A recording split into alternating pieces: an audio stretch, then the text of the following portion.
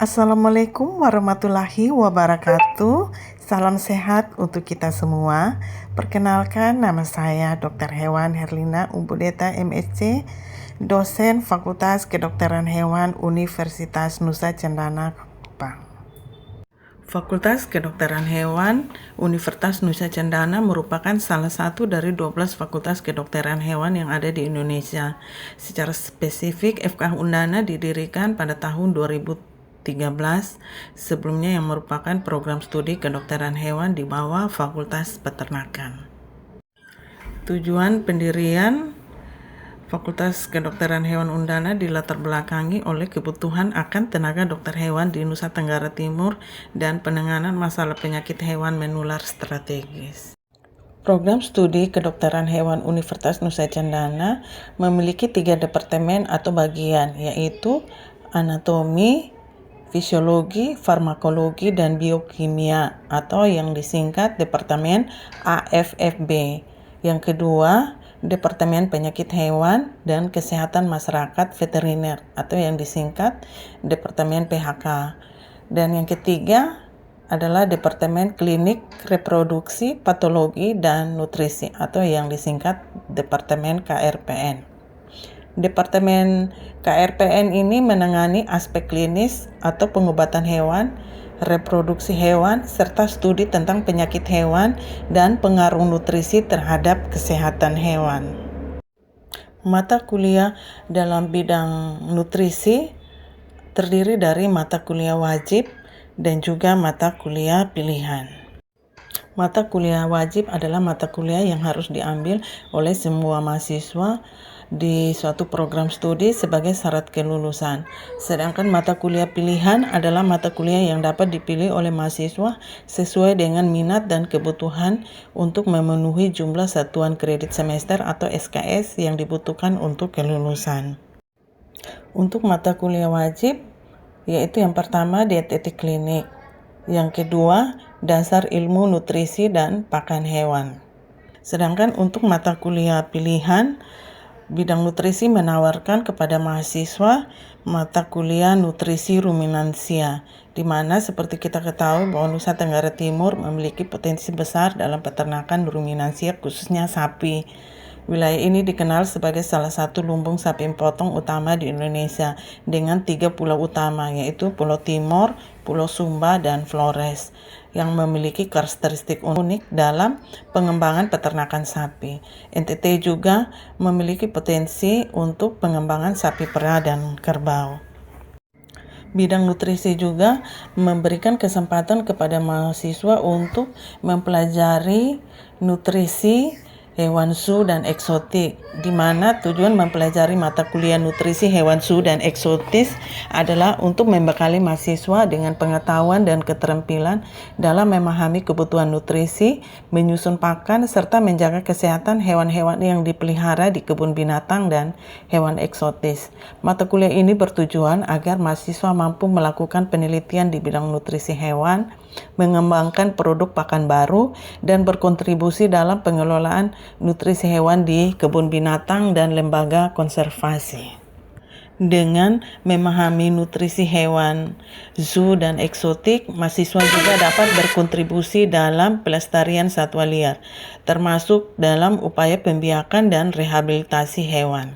Selain itu, diharapkan juga dengan mempelajari bidang nutrisi, mahasiswa juga dapat menjadi konsultan nutrisi hewan pada peternakan skala besar, sehingga mahasiswa juga dapat memberikan saran kepada kebun binatang, lembaga konservasi, atau peternak hewan eksotik tentang pengelolaan nutrisi yang tepat. Untuk video pengajaran yang saya bawakan dalam video ini, saya mengambil mata kuliah dietetik klinik sebagai mata kuliah wajib. Kode mata kuliah dietetik klinik yaitu KHDHN 4606. Mata kuliah ini merupakan rumpun mata kuliah dari ilmu budidaya dan nutrisi hewan dengan bobot SKS 2 tanpa praktikum, dan mata kuliah ini diajarkan pada mahasiswa semester 6. Deskripsi singkat daripada mata kuliah dietetik klinik adalah Mata kuliah ini membahas tentang integrasi pengetahuan, ilmu nutrisi dan pakan hewan ke dalam praktek klinik pada berbagai jenis hewan, baik dalam lingkungan terbatas, indoor, atau klinik, atau rumah sakit hewan, maupun outdoor. Akibat dari defisiensi atau kelebihan asupan zat-zat nutrisi dan juga antinutrisi serta gangguan penyakit lainnya. Dan dalam dietetik klinik ini terbagi atas 13 topik, di mana saya bersama tim dosen lainnya diberikan kesempatan untuk mengajar dalam beberapa topik. 4 topik yang saya ajarkan yaitu pertama, manajemen nutrisi pada hewan dengan gangguan kanker. Yang kedua, manajemen nutrisi pada hewan dengan gangguan pada saluran pencernaan. Yang ketiga, manajemen nutrisi pada hewan dengan gangguan pada kulit. Yang keempat, manajemen nutrisi pada hewan dengan gangguan kardiovaskuler. Kriteria dan bentuk penilaian untuk setiap topik yang diajarkan mengikuti rubrik penilaian yang sudah disediakan oleh program studi kedokteran hewan. Untuk bentuk penilaian di dalam kelas dilakukan dengan non-tes dan juga melalui tes. Untuk bentuk non-tes dengan memperhatikan keaktifan dan juga etika mahasiswa selama berlangsungnya proses kuliah. Sedangkan untuk pemberian tes dalam bentuk tugas dan kuis bisa dilakukan di kelas ataupun memberikan tugas seperti makalah yang diupload di Google Classroom. Untuk metode pembelajaran yang digunakan pada kuliah ini, karena bobot SKS dalam mata kuliah dietetik klinik ini adalah 2 tanpa praktikum, maka kami menerapkan metode kuliah kooperatif learning group, di mana penugasan tugas dilakukan secara berkelompok dengan waktu tatap muka 2 kali 50 menit, presentasi tugas 2 kali 60 menit, dan belajar mandiri 2 kali 60 menit. Kemudian, metode pembelajaran lainnya dapat dilakukan via daring menggunakan link Zoom atau e-learning yang berlaku di Universitas Nusa Cendana. Untuk bobot penilaian pada topik yang saya ajarkan yaitu manajemen nutrisi pada hewan dengan gangguan kardiovaskuler adalah 8%. Capaian akhir pembelajaran dari mata kuliah dietetik klinik ini adalah yang pertama, mahasiswa mampu mengintegrasikan pengetahuan dan keterampilan dasar tentang ilmu nutrisi dan pakan hewan ke dalam praktek klinik atau dietetik klinik, industri dan dunia usaha di bidang nutrisi hewan ternak dan industri besar terapeutik nutrisi hewan kesayangan. Yang kedua, mahasiswa mampu menusuk manajemen pakan untuk menunjang kesembuhan hewan yang mengalami gangguan kanker dengan terapi melakukan tindakan medis pemberian nutrisi yang lega artis sesuai dengan kondisi hewan. Yang ketiga, mahasiswa mampu menyusun manajemen pakan untuk menunjang kesembuhan hewan yang mengalami gangguan pencernaan dan terampil melakukan tindakan medis pemberian nutrisi yang lega artis sesuai kondisi hewan. Yang keempat, mahasiswa mampu menyusun manajemen pakan untuk menunjang kesembuhan hewan yang mengalami gangguan kulit dan terampil melakukan tindakan medis pemberian nutrisi yang lega artis sesuai kondisi hewan.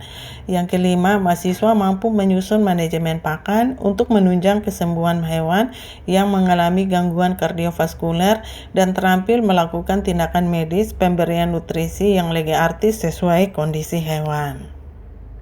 Berikut ini saya akan membuat video pengajaran tentang manajemen nutrisi pada hewan dengan gangguan kardiovaskuler sebagai salah satu topik pada mata kuliah dietetik klinik. Terima kasih.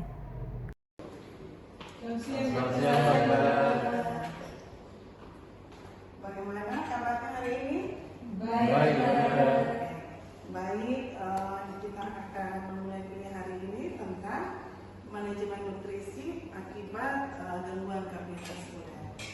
Baik mahasiswa, sebelum kita mulai perkuliahan kita, Ibu persilakan untuk baik silakan untuk memimpin kita dengan doa ya. Baik, kepada teman-teman, kita langsung berdoa. Izinkan saya membawa doa ini membacakan yang saya Katolik. Dalam nama Bapa dan Putra dan Roh Kudus. Amin. Allah yang Maha Kuasa, puji dan syukur kami katakan kepadamu karena kata kami dari tadi hingga sekarang. Sekarang kami akan mulai kegiatan perkuliahan kami, membina kami dan jaga kami sampai selesai kegiatan perkuliahan ini. Semuanya ini kami mohon dalam perantaraan Kristus Tuhan kami. Amin. Dalam nama Bapa dan Putra dan Roh Kudus. Baik, sebelum kita memulai kuliah kita hari ini, Ibu persilakan pada kalian untuk absensi lewat program aplikasi si Adik Nona ya. Silakan scan barcode masing-masing dan kalian melakukan absensi.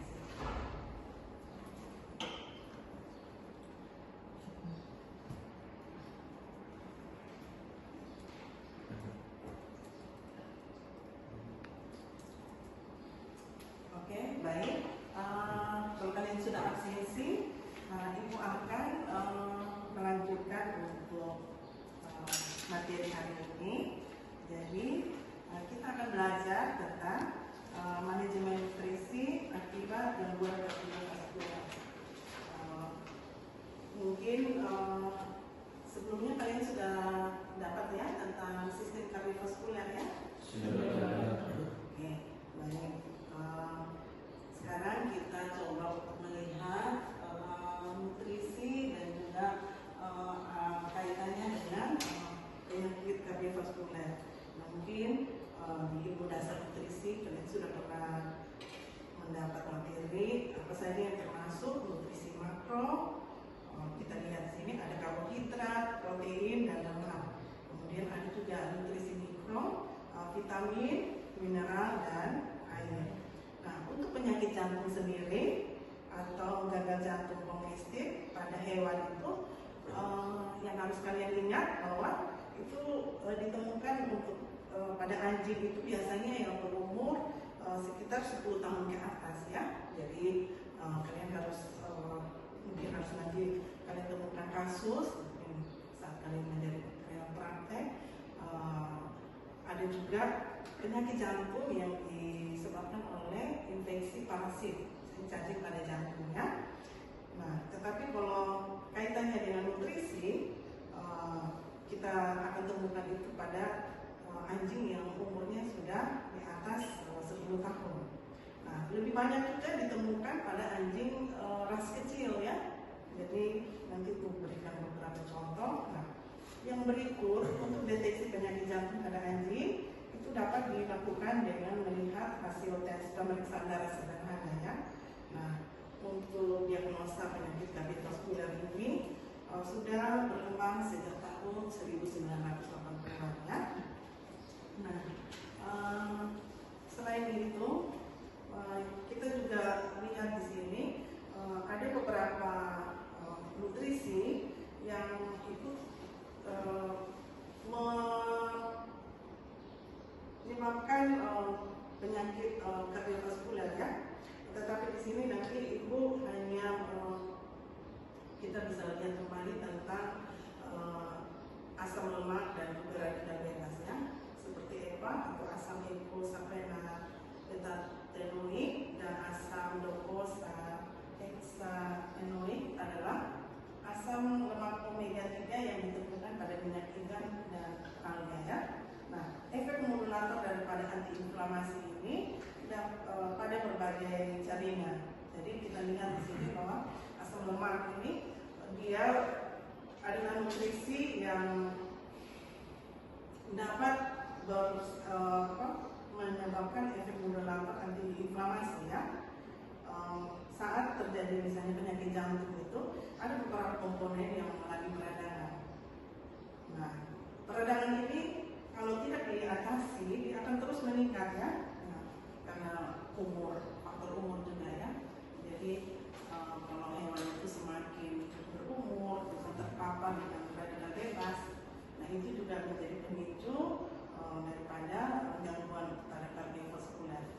Nah, kemudian yang harus kita lihat yang berikut adalah untuk EPA sendiri itu dia akan menstabilkan jantung ya, atau mengurangi aritmia jantung.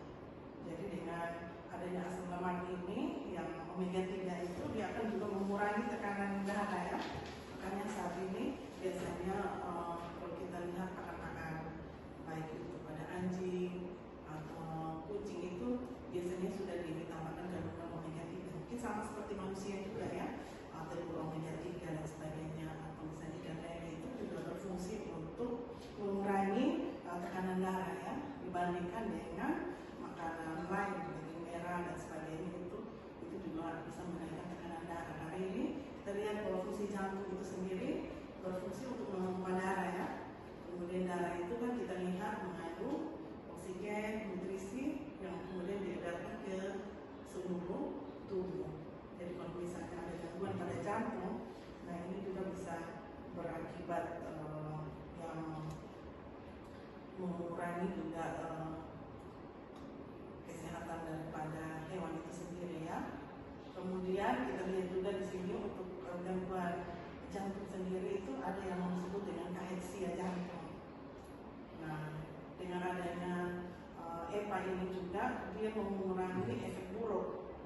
Jadi peradangan pada masa tubuh tanpa lemak. Jadi omega 3 itu mungkin kalau ada di dunia kalian sudah bisa lihat bagaimana cara kerja omega 3 itu di dalam darah ya. Bagaimana dia mengurangi daripada peradangan juga pada masa tubuh tanpa lemak. Jadi pada anjing ras boxer dan beberapa insect dan juga bisi dan dihormonin adalah prekursor asam amino untuk sintesis kametin. Ya, jadi asam amino yang mengangkut asam lemak rasa panjang ke dalam mitokondria untuk produksi ATP sebagai sumber energi. Ini kalau kita lihat pada anjing boxer dan beberapa insect ini juga sering mengalami gangguan pada sistem kardiovaskular. Ya. Dan ini biasanya juga karena kita lihat dari nutrisi yang tadi dibilang, pemberian mineral yang berlebihan dengan timbangan yang tidak sesuai itu juga memperburuk sistem kardiovaskular. Jadi sekarang karena kita harus abaikan dulu ya. Jadi penyakit kardiovaskular ini jika bukan karena infeksi parasit berarti nutrisi. Karena nutrisi itu harus timbangannya itu terutama mineral itu tidak boleh berlebih. Kalau ada yang berlebih, misalnya lemaknya meningkat kan penyumbatan pembuluh darah kan. Makanya dipilih omega 3 karena omega 3 itu dia mampu untuk menetralkan tekanan darah yang tinggi. Jadi seperti itu.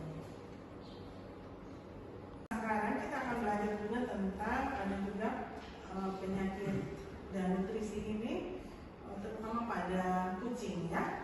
Yang pertama itu kardiomiopati, itu paling sering pada kucing ya.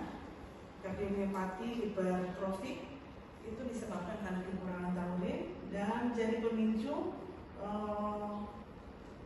ini kardiomiopati, gangguan pada sistem kardiovaskular jantung.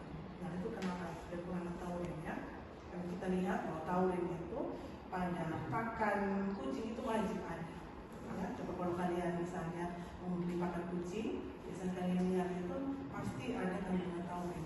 Karena di dalam tubuh kucing dia tidak bisa memproduksi yang namanya taurin. Jadi dia harus dimasukkan dari luar, itu dari makanan. Jadi itu yang harus diingat ya. Karena taurin juga itu untuk selain untuk jantung, untuk bulu kucing, ya, dan juga untuk kesehatan organ yang lain pada kucing. Nah, manfaat taurin kita lihat di sini sebagai osmoregulasi ya. Jadi taurin merupakan molekul kecil tetapi sangat aktif secara osmotik ya. Jadi perubahan osmolaritas seluler sebagai mekanisme perlindungan dalam jaringan saraf serta eukardium. Jadi kucing itu harus dalam makan kucing itu harus ada taurin. Karena ini berhubungan dengan jaringan saraf juga. Ya. Kemudian yang berikut kita lihat ini, kalau misalnya untuk eh, untuk taurine juga dia menginaktifkan radikal bebas. Ya, karena kita lihat sekarang bahwa kesehatan jantung ini juga kan dia sebagai pompa darah ya, darah itu kan mengandung nutrisi dan oksigen. Jadi kalau jantung itu tidak mampu untuk memompa darah di mana yang kita butuhkan vital ya, nutrisi dan oksigen, ya pasti tiba-tiba gagal jantung, ya, dan kematian yang tiba-tiba. Sekarang itu seperti itu karena pola makan, pola nutrisi juga, nah itu juga berkembang di dunia hewan. Jadi dunia hewan sekarang harus ada modifikasi daripada pakan itu, baik itu kandungan, tidak hanya dia hanya misalnya per kucing itu kan harus aromanya harus yang aroma ikan, amis ya, tapi itu tidak hanya itu, tetapi harus unsur-unsur itu harus ada ya. Nah kita lihat ini adalah ras pada kucing yang sering mengalami kardiomiopati. Jadi ada yang ras Persia, ya, ada yang ras British, ya, seperti ini. Nah, untuk terapi nutrisi sendiri, mungkin sampai sini nanti setelah ini Ibu berikan. Nah, untuk terapi nutrisi menurut Risevo 2022, keseimbangan magnesium dan kalium terjadi saat terapi penyakit jantung menggunakan furosemid diuretik secara rutin ya. Jadi hilangnya juga magnesium melalui urin dan hipomagnesium itu juga menjadi pemicu terjadinya kegagalan jantung ya pada sistem kardiovaskuler, karena kadar kalium itu akan naik sehingga berakibat dengan aritmia. Sekarang Ibu tanya sama ini apa yang pengen tahu tentang aritmia?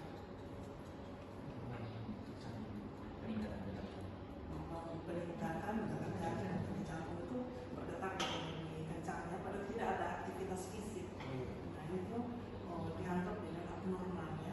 Pada sistem kardiovaskuler kita anggap itu abnormal karena dia tidak melakukan aktivitas fisik ya. Berbeda dengan kalau dia diajak berlari, melakukan aktivitas fisik, kemudian jantungnya itu berarti itu normal ya. Tetapi kalau tidak ada kegiatan atau aktivitas fisik, kemudian jantungnya berdetak lebih kencang itu tidak ini ya.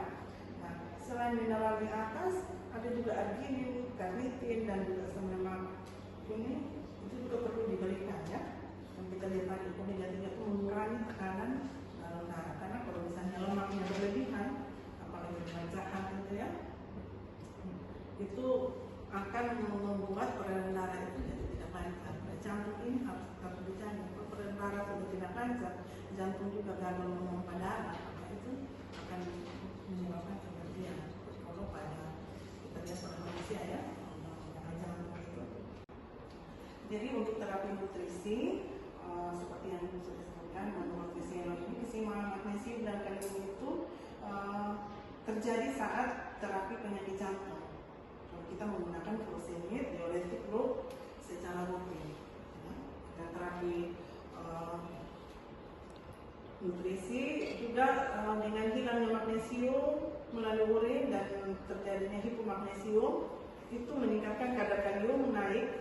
Nah itu akan mengakibatkan aritmia.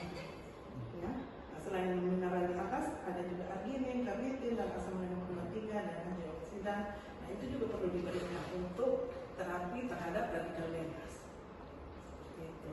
Jadi baik, setelah itu menjelaskan terapi nutrisi, mungkin kalian ada yang ingin bertanya? Saya ingin bertanya dokter terkait dengan kejadian hilangnya magnesium melalui urin dan juga hipomagnesium dan juga peningkatan kadar kalium di dalam darah itu mengapa bisa menyebabkan aritmia? Baik ya, pertanyaannya. Jadi kalau kita lihat di ilmu dasar nutrisi, imbangan antara mineral itu antara kalsium, fosfor dan magnesium itu dia bukan kontra ya, tetapi dia satu beriringan. Jadi contohnya kalau kalsium itu kan dia berikatan juga dengan fosfor, perbandingannya dalam makan itu ya. Nah, kalau misalnya kalsiumnya meningkat atau didapatkan dari pakan atau secara berlebih, dia akan dideposit dalam tulang kerangka ya. Tetapi fosfor itu dia sesuai kebutuhan.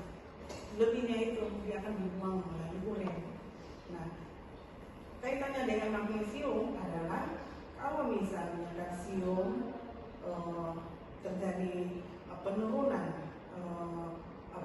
peningkatan kalsium yang berlebih, maka itu akan mengganggu penyerapan daripada magnesium. Yang tadi bilang, kalau dengan fosfor dia tidak terpengaruh. Jadi fosfor itu kalau sudah sesuai dengan kebutuhan tubuh, dia akan dibuang. Dia tidak bisa dideposit. Nah, tetapi magnesium ini dia tergantung dengan kalsium. Kalau kalsium itu meningkatnya lebih, otomatis akan terjadi penurunan penyerapan magnesium. Jadi dia bersifat kontradiksi. Kalau kalsium meningkat, maka magnesiumnya akan menurun. Jadi itu. Nah, sedangkan magnesium ini dia juga akan selaras dengan kalium di dalam peredaran darah itu. Jadi ini soal imbalan nutrisi. Jadi kalau misalnya terjadi hipomagnesium karena kadar kalsiumnya meningkat, maka terjadi penurunan magnesium. Nah, otomatis kadar kaliumnya akan meningkat. Jadi ini soal imbangan nutrisi ya. Nah, kalau kalium itu meningkat dalam darah, itu yang menyebabkan aritmia. Jadi detak jantung itu berlebih. Nah, itu juga tidak boleh ya. Jadi ini soal nutrisi. Nah, makanya saat kita terapi nutrisi ada gagal jantung. Kan gagal jantung ini sebenarnya sudah kalau kita jelaskan juga bahwa gagal jantung ini dalam mengatur tekanan darah, karena jantung itu untuk pompa darah ya, beredar ke seluruh tubuh. Nah, kalau misalnya ada pakan yang kalsiumnya berlebih, otomatis terjadi penurunan magnesium. Makanya sebelum itu kita harus ambil darah, pemeriksaan darah untuk mendeteksi gangguan jantung. Apakah karena nutrisi yang kurang nutrisi pada faktor lain. Jadi seperti itu, karena kalau jantungnya berdetak lebih cepat daripada biasanya, itu kan juga akan mempengaruhi kinerja daripada jantung itu sendiri dan kesehatan daripada hewan. Mungkin begitu ya. Terima kasih. Demikianlah kuliah kita pada hari ini. Semoga setelah kita lihat topik tentang manajemen nutrisi terhadap sistem kardiovaskuler, kalian dapat belajar juga untuk bagaimana terapi pada pasien yang mengalami gangguan pada sistem kardiovaskuler dengan terapi nutrisi ya. Tetapi yang harus diingat, harus abaikan dulu akibat infeksi atau jadi parasit itu, karena itu juga terapinya harus menggunakan pengobatan ya. Jadi baik, sekian kuliah kita pada hari ini. Ibu ucapkan terima kasih buat kalian yang sudah hadir ya. Nanti materinya Ibu akan berikan lewat aplikasi Siadik Nona ya. Kalian bisa ambil atau unduh. Nah, untuk tugas mungkin Ibu akan memberikan tugas kalian buat makalah tentang manajemen nutrisi pada sistem kardiovaskuler ya. Jadi untuk hewannya silakan bebas ya. Kalian bisa ambil pada hewan besar seperti sapi ataupun hewan kesayangan, tidak masalah ya. Dan nanti kan jurnal sebagai referensi. Terima kasih. Ya, jadi begitu saja ya. Ibu ucapkan terima kasih juga karena kalian sudah mengikuti kuliah pada siang hari ini. Jadi baik, mungkin begitu saja Ibu akhiri kuliah hari ini, dan karena kita sudah memulai dengan doa, kita mengakhirinya dengan doa. Jadi mungkin Ibu persilakan kepada Oa untuk memimpin kita dalam doa.